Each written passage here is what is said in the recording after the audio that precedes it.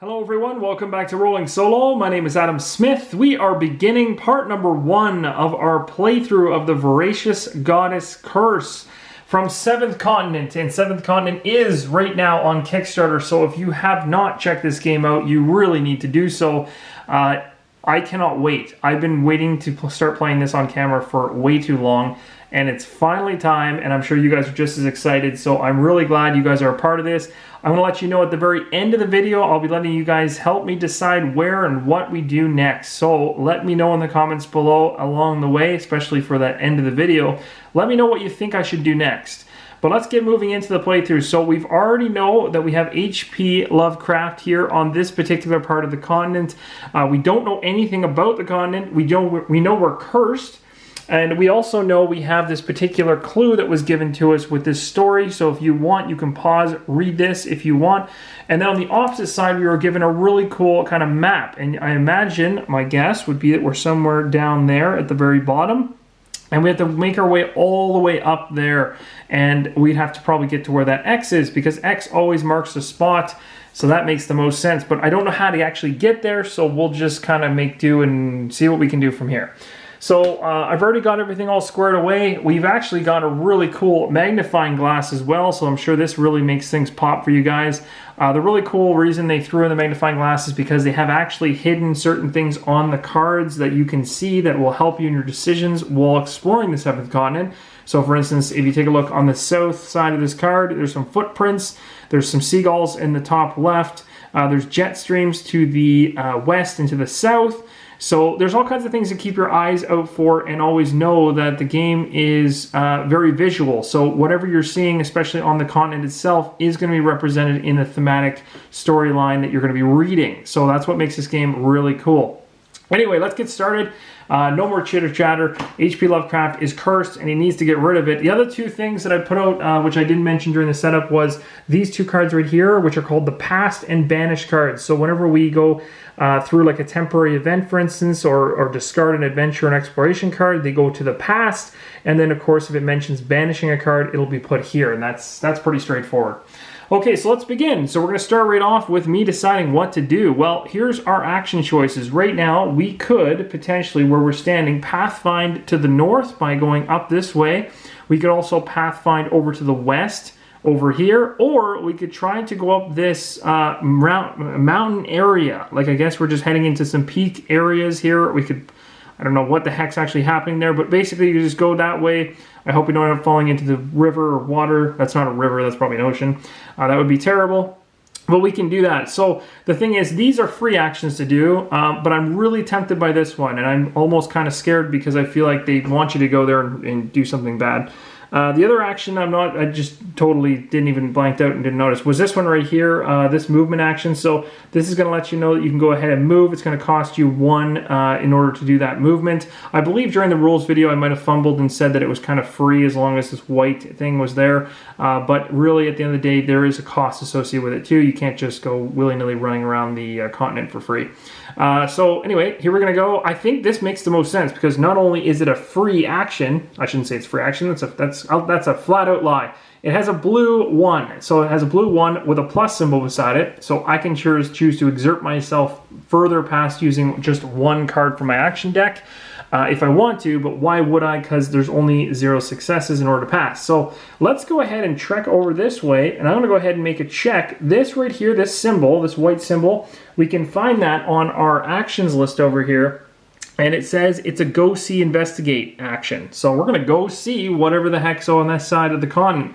So I'm going to go ahead and pull 1 card. We don't need any successes in order to pass this, but we have to expel 1 energy to do it. And what did we get? We have an action. Oh, wait, this is my face. This is one of my cards. This is perfect.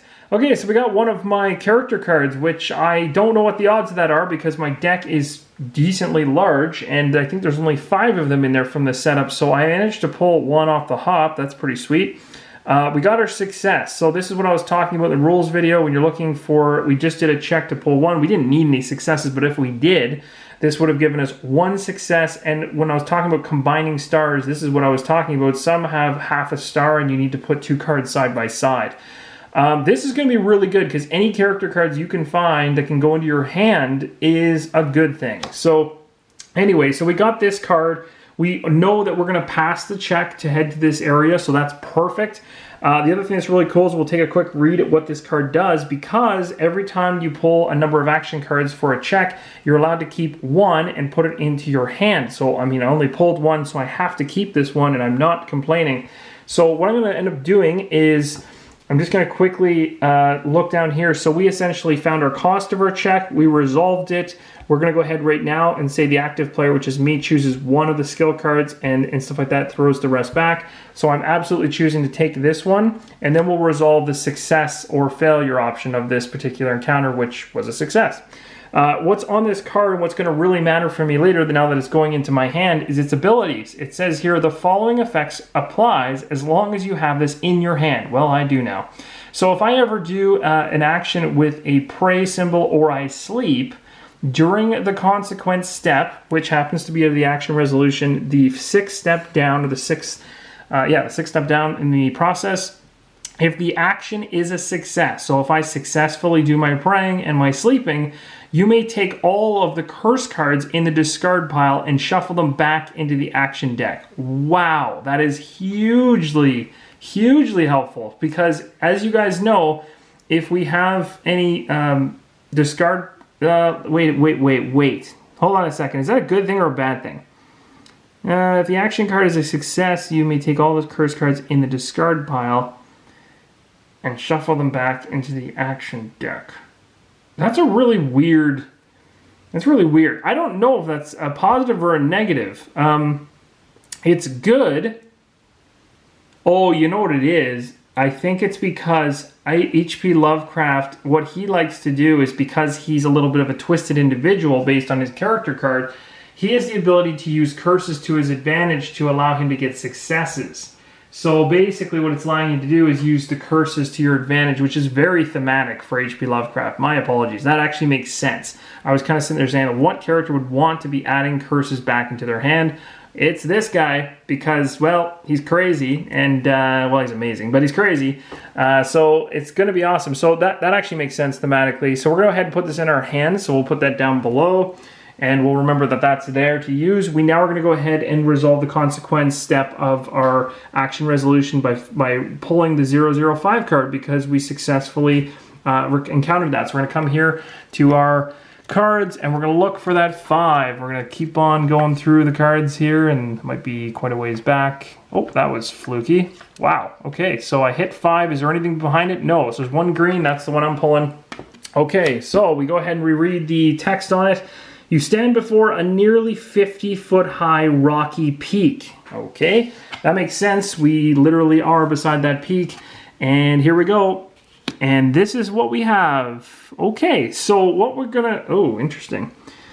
The view from up there must be quite interesting. Yes. So as you can see, what it's really showing is showing you looking straight up at the sky, or up at this cliff. So we're down below, we're looking straight up, we're seeing this huge cliff from what I can understand. One of the icons I explained, the rules overview, is right there. That signifies a permanent event that can't be done again. What it's saying essentially is, I did this go look explore action, and now that it's got this gold kind of engraving around that same action, it can no longer be done. And we can see this by going right here. It says this action has already been performed and may not be taken again from the attached terrain cards. So in other words, if there was other characters playing, only one person could have done this. But that doesn't matter because I'm playing solo. So I'm going up here. I've got one attempt really to do this, if I want to, because that's the fun part too, is I've resolved my check. Consequence size is done. Now we would move to the hand limit. Of course, I'm way under my hand limits by only having one blue card in my hand, and I can have up to 5. And I have no green cards in my hand. So as of right now, I can then... That's how quick the turns are. Like, once things start moving, it's really fast. You're actually not always using all 7 of these steps. You're sometimes using 1, 2, 3 of them, and you're gone. You're ripping through this pretty quick, especially if you're playing with one character. So I'm already back to the action step again. So really the game is a series of taking actions. So at this point I can do many things. I could say, yeah, I successfully went over to the mountains and looked at them. Cool, there's a mountain here. You can see that there's two potential things that could happen if I tried to climb it. If I used a climb action, I could potentially get up there, which would be nice if I can gain 2 successes on 1 or more cards. Or I could fall to an unforgiving, stony ground below, likely to my death, would be my guess. So really, it's a choice on my part. I can choose to do that or not. It would be really cool to go up there. It does say a little hint up here saying the view from up there must be quite interesting, so I imagine it's gonna help us, I hope. The other options we have is to go over here, and again, like I was saying before, pathfinding off into clouded areas, or whatever. That's pretty much it, actually. Those are my 3 actions currently. So what the heck, let's just go up the mountain. You know, you guys want me to do it, so I'm going to do it. I can hear you cheering. So we're going to go ahead and we're going to climb this mountain. So as you can see, we need to pull 1 card. 1 card's the minimum to play. But just so you guys know, the odds of pulling 2 stars on a card, like again, this deck, especially the 30 cards that are the generic action cards, I don't know how many 2 stars there are. There may not even be any, or there might be 1 or 2. It's very rare. It would be stupid of me to grab 1 card and hope to get 2 successes. So I'm absolutely 100% going to grab 2 cards. And that even is sketchy. I'm allowed to grab 2 cards because it has the plus symbol there, and that'll just hopefully add to my combination of stars, hopefully allowing me to succeed. If I fail, I'm going to fall, and bad things are going to happen. Yes, I could pull 3 cards, and there might be somebody that's sitting there at home going, pull 3, you crazy person, you're going to fail. Well, it's possible, but that's the balance you have to actually take into account when going through your life deck or this action deck. This is your life, and as you expel energy to do these certain things, it's a risk-reward balance and stuff like that. So we'll see how it goes. I'm going to pull 2. And again, another thing to note, this makes a lot more sense now than during the rules overview I did. But once you actually pick your cards and put them in front of you, you can't, even though it has the plus symbol, it doesn't mean pull a card from your action deck, reveal it, and go, oh man, I need to use more actions, and just continue to flip more action cards. You have to choose how many cards in total you want to put in front of you, along with, before that, choosing whether to add any items to that in order, or abilities to try to boost that, and stuff like that success chance, and then you reveal everything, right? Because the result step is just revealing all that stuff. So anyway, we're here at this step now. We've done we're going to find out right now whether I pass this. So this is going to be either hilarious or devastating, one of the two. Hilariously good or devastating. Okay, so we got 1.5 stars. Okay, so we got half. We got 1/2. We're looking good. So basically, if we can get another star, another panel that has half a star, we pass. We won't worry about this text just yet. We'll talk about it in a second. I'm kind of scared to pull this card. Let's see what happens. Hey, look at that. We got 2 successes. And actually, this is kind of an interesting one because as you can see, we've got 2 cards that are very, very much the same. So not in terms of their ability. You can ignore the text right here. Really, we're focusing right now on the panels to the side here. So we've got 1 gold star and we've got another gold star. But as you can see, there's half stars. But there's no way to combine these 2 cards together to make those half stars become 1 star. And that's what's really interesting. There are cards that actually will fit up together and give you a star between 2 cards, which is really cool.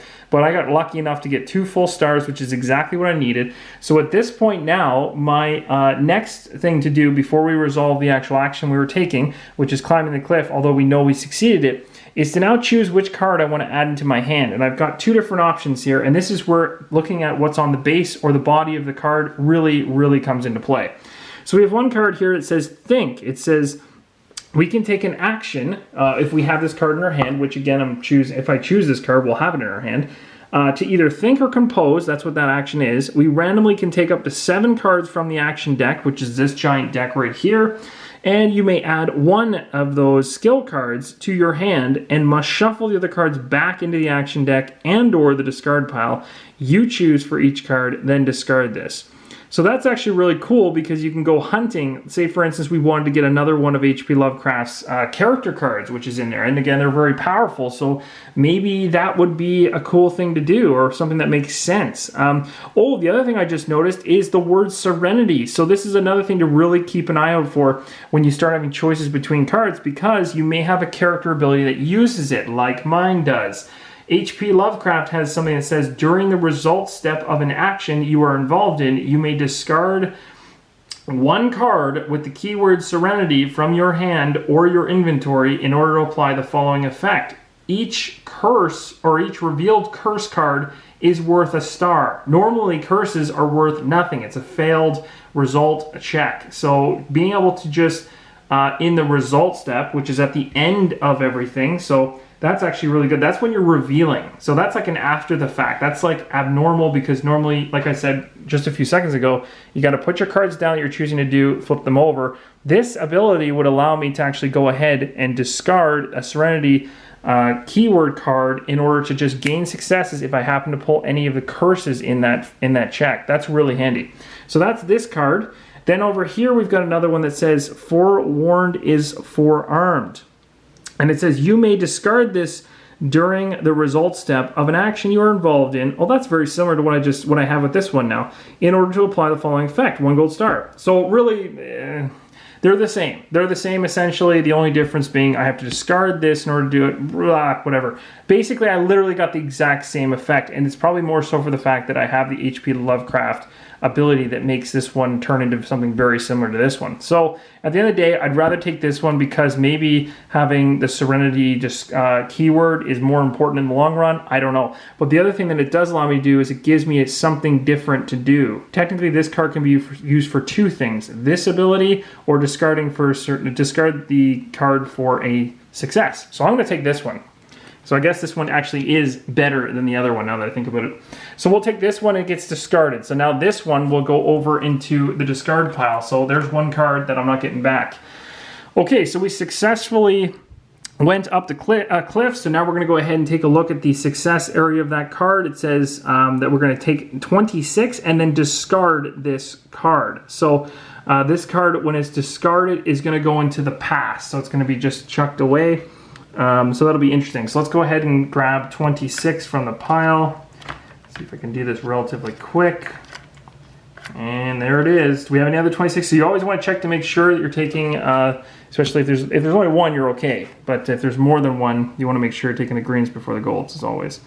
So it says, finally, you make it to the top of the rocky peak. The ocean stretches as far as the eye can see in every direction. This volcanic island is only about a half a mile long, and from what you have seen, the resources look too scarce for you to survive here more than a few days.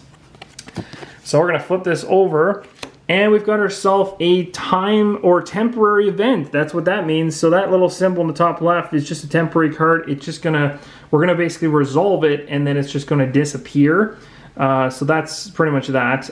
This thing here, in terms of this card here, we'll leave this here just for the thematic look of things, but technically it does say in the success area to not only pull 26 as we did and go on with it, which is a temporary event, but to also discard the card. So I'm just going to leave it here just because it looks cool to show that we had actually looked at it.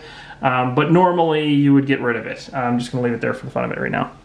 Okay, so it says, you notice a path to the south, apparently free of any jets of steam. Constantly looking for an easier means of access, you carefully walk back down from the peak. Interesting. Not that this is going to show us anything. There's too much reflection going on. Anyway, then it says at the bottom, banish the terrain card you are standing on and replace it with a 10. So right now we are standing on this particular terrain card. So it did say here at the bottom, it says you carefully walk back down from the peak. Okay, so essentially saying we went up the peak, we came down the peak. This card now is going to be banished. This card is going to be, this one's discarded into the past because it's a temporary event. So this goes into here. I'll flip it over like so. And then the one that we're currently on is going to actually, and then technically this card should go now at this point. So I was supposed to do this when I succeeded. So this is now discarded as well. So this will also go into the past. And then this particular card right here is supposed to be banished. And when banish happens, you take the whole card and chuck it. It said to go grab a number 10. This card was a number 10. So now we're gonna go looking for the next number 10 in line. And where is it? We got the 11. There it is. There's the 10. And let's just make sure there's no greens in front of it. Nope. Okay. Here we go. And now we're putting this in front of us. So we can flip it over And there you go. And that actually makes perfect sense. You can see how the game is changing as you go, because there's no longer the ability for my guy to actually check out the cliffs anymore. That was a permanent, like that was an event that was done once and then done and over with. And you'll also notice that there's a difference now even over here. I think this check went from 1 to 0. And we also have a new Roman numeral symbol right here, which means we have to draw another one of these Fog of War cards, Expiration cards, and put it down here. So we're going to go over here, grab a new card, which is really exciting, and place it down here. So we've opened up the available paths for us to explore because we went up to the top of this cliff. That's really cool. Okay, so what do we want to do next? I don't know. Now, obviously, from the cliffs, it did say that going south was the clear path through the jets, but I'm seeing tons of jets, so I'm thinking maybe the curse is affecting his head more than I thought it was. But I'm going to head south just because of the fact that the cliff told me that things look clear, and I don't know if that's true or not. We'll find out in a second how clear that really is. I'm trying to think if there's anything else I really want to do at this point. I don't think so. I think I'm pretty happy. So if I was going to go ahead and take an action at this point, guys, I could go ahead even and just go ahead and do an action from one of my cards and stuff like this if I really wanted to. But for right now, I think I'm just going to start exploring. So we're going to do the move action now, which is free because I was able to find an easier way to explore, so things aren't going to cost me as much. So I'm going to use the walking symbol here. Let's see. This says, yeah, this is just a move and backtrack. So I'm going to go ahead and we're not doing this one yet. My apologies, guys. We're not doing this one yet. We're doing this action. And this action is a path find and escape. So it's just simply flipping the card and seeing what happens. Ooh, what is that? Is that a side quest? Okay, that's interesting. Habits and customs. Thinking back on the last few days before you left for the expedition, you remember your excitement at the prospect of all the discoveries you dreamed of making. If players have 3 or more cards with the keyword fetish, take a 420 card and banish this. Okay, so basically, that's really interesting. So basically, if I had the fetish keywords on my cards, I don't have 3 or more cards with the keyword fetish. I am not far enough along in this to have that. So I can't go on this side quest. That's really interesting, though. I'm really, wow. Okay, I don't even know what to say about that one. But that's very interesting. So now what you can see is, again, if I can't go ahead and do what's on this card, this side quest is just that. It's a side quest. Then I'm going to go ahead and do this symbol right up here. And as we talked about before, it says once it has been resolved, discard this expiration card and replace it with an adventure card that belongs there. So that would be me going ahead and pulling the 004 card. The thing is, I can't do this side quest. So there is no fail or pass. It's just kind of like you do it or you don't. So I'm gonna have to sadly toss this one. So and I hope I'm doing that correctly. That's something I'll check up in the upcoming video. I'll figure out where to put side quests because that's something I was not expecting to run into. And now we're going to go ahead and grab the 004, and then from there I think we will stop, and then we will pick it up in the next video, which will be perfect timing to explore the continent even further. So we've only got one 004 card, so that's great. Let's take a read. Progression in this direction is hampered by many jets of boiling steam. Okay, so I was obviously blind when I was looking over from the mountains. It seems you have to take a steep path to reach the ocean that you can see below. Oh, geez. Okay, look at that. So we got ourselves a whole new area. Now what I'm going to do, guys, is I'm going to go ahead and we're going to quickly grab another number 1 Roman numeral card to put here to connect this one because it's a new path. And here you go. This is what the 7th continent is looking like currently. So what I want you guys to do is I want you guys to tell me what you think I should do next. What is the next thing I should be doing? So anyway, hope you guys are enjoying it. I will see you in part number 2. Keep on rolling solo.